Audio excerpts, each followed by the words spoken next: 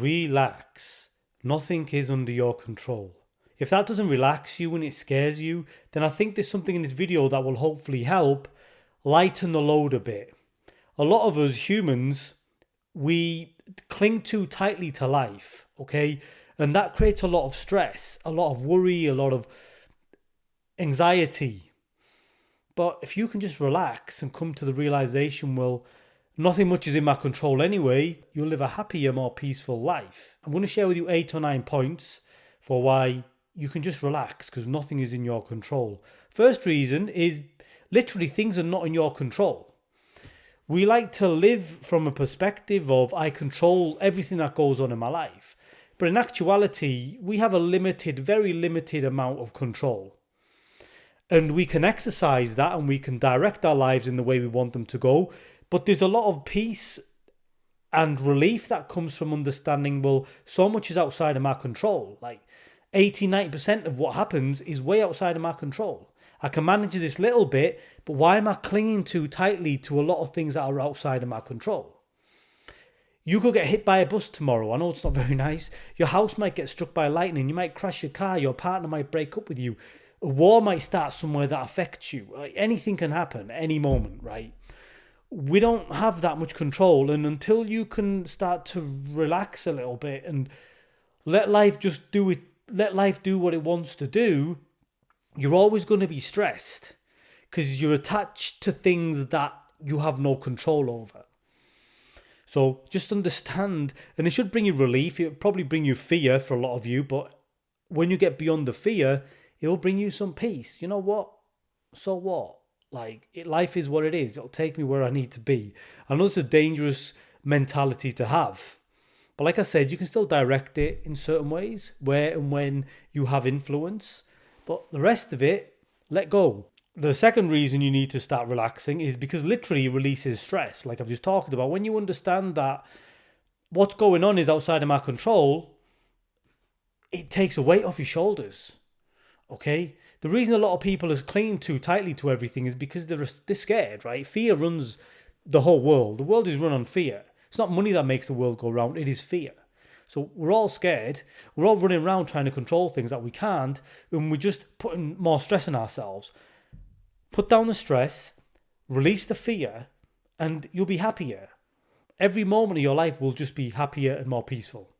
The third point I've got for you is just focus on the present moment. I say this all the time. The only time where you are completely fulfilled and happy is when you're not trying to get somewhere or you're not worrying about something. You're just living in the present moment. There's an innate fulfillment that exists within you. Happiness and joy, all these parts of you, like natural parts of your soul. Like when you're connected to yourself, you're just happy, you're at peace. Like life's cool, life's good. And you can access that. That's there for you when you learn to be more present. So that's another reason. Just relax, put down your worries, be in the present moment. If you can go deep enough, you'll find this sense of well-being, fulfillment, and happiness. Fourth point I've got here is for you to just trust the flow of life. I like to imagine life is like a river, and the river is just flowing. Now, what a lot of us do is we cling to a branch or something, so we don't get carried away by the river, and we think we know best. We think, I need to stay here, I need to cling to this branch or this rock or whatever so the river doesn't take me away. But what we do is we create resistance.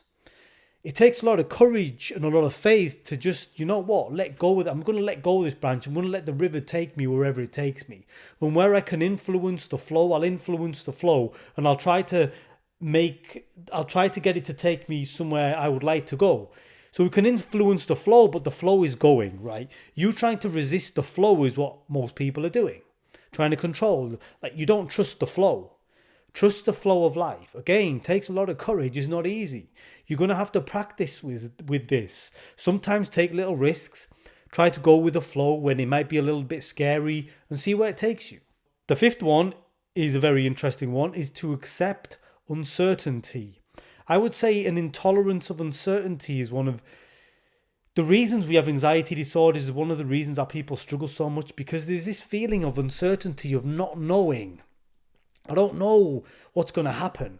That just cripples people, okay? And it's probably in relation to some kind of trauma, like something happened to you earlier on in your life where maybe you got bullied or picked on or abused and you didn't know when it was going to happen. You're always on edge, and now you've carried that with you. So you're always kind of a bit anxious because you don't like uncertainty. You need to have kind of you need to know, right? You need to know as much as possible that this is going to happen. And unfortunately, as we've been talking, life is not like that. There's no guarantees. So just accepting there's no guarantees and trying to make peace with that, and just actually meditating when that uncertainty feeling comes up. You can meditate on it, you can process it, you can befriend it, and just start to be okay with being a little bit uncertain. I don't know how it's going to go, but it's okay. I'll deal with it, okay? That's what develops you into an adult, okay? It's children really who struggle with uncertainty. Since a lot of people don't really mature, they stay stuck in these childish states, okay? Kids need certainty more than adults do. A resilient adult should be able to deal with uncertainty. The next key point I've got on the list is to respond, not react. So we all live unconsciously. Something happens and you get triggered and you just react all the time. And that reaction is just what you know. So you just keep doing it. To respond means you take a breath, you calm yourself down, you might want to feel into your legs, you ground yourself, and you actually think about what would be the best thing to do in that situation, and then you respond, okay? This is very, very difficult when we're clinging to our egos, when we're clinging on too tight, when we're trying to control, where we demand things must be a certain way. When you can begin to relax and let go a little bit and stop trying to control everything, and naturally it'll be easier for you to respond, okay? Because when you're reacting unconsciously all the time, that's coming from that part of you that wants to control. So please see this. It's your ego, right? Relaxing and letting go is letting go of your ego. Responding, like I said, taking a breath, calming down, responding with intention and intelligence. The next point I've got on my list is spiritual benefits. When you learn to let go and relax, you'll connect more with the universe. You'll connect more with yourself, like I've just been talking about. All this controlling that we tend to do, it's all ego patterns, right?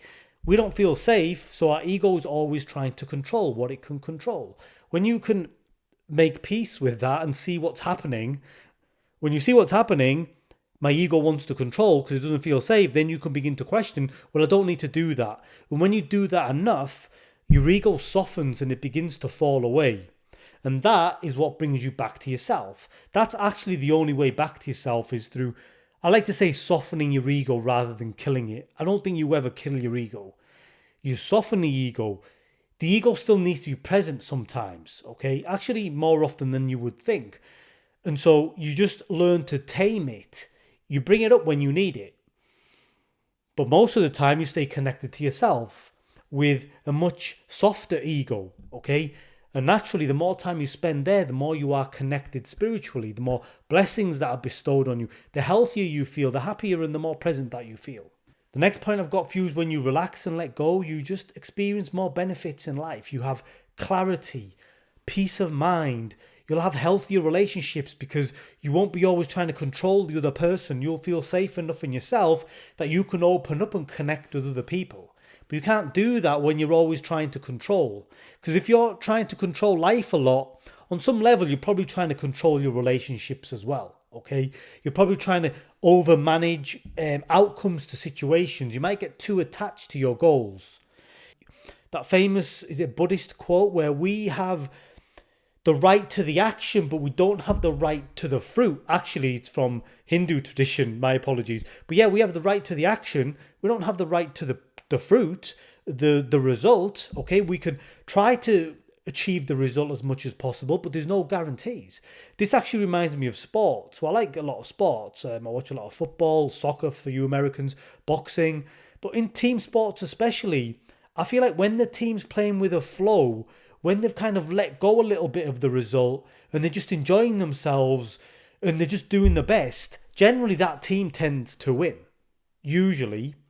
But the team that's got this pressure on them that they have to win, that's just adding an extra level of pressure to everything that you do. If you can just let go of that extra pressure of I have to achieve this thing and just do your best and let go and just get into the flow of it, not only will you probably produce better work and a better result, but you'll enjoy it on the way. Okay? So just let go of that neediness, that wanting of controlling that a lot of us tend to have, and just enjoy it. Get into the flow of it and do your best and hope for the best.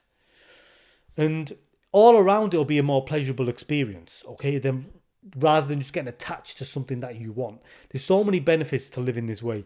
And the final point I've got for you is to question yourself. Question if you are living from fear or if you are living from inspiration.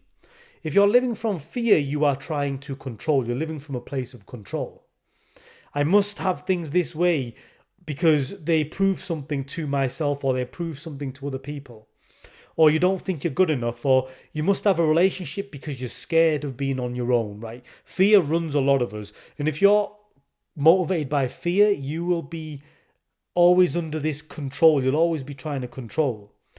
The opposite side of that is to be motivated by inspiration, to be inspired, to have new experiences, to want to share something with the world, to genuinely want to help people, to give something back, to live in absolute gratitude, okay?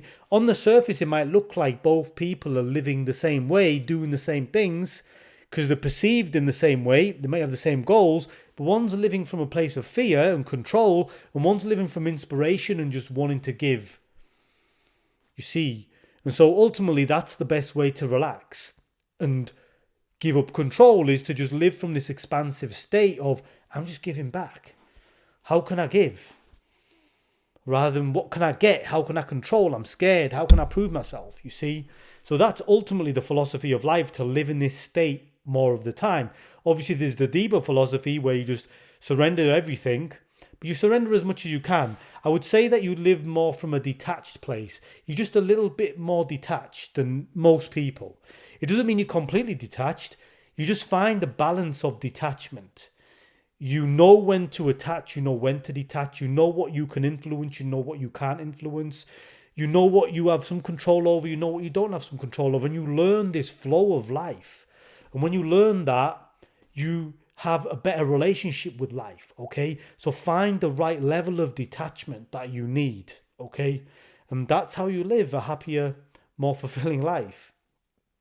But yeah, that's everything I'm going to talk about for you in this video. If you enjoyed it, if you want to watch more stuff like this, check out these videos here. But just relax. It's the best thing you can do, okay? So God bless. Thanks for watching.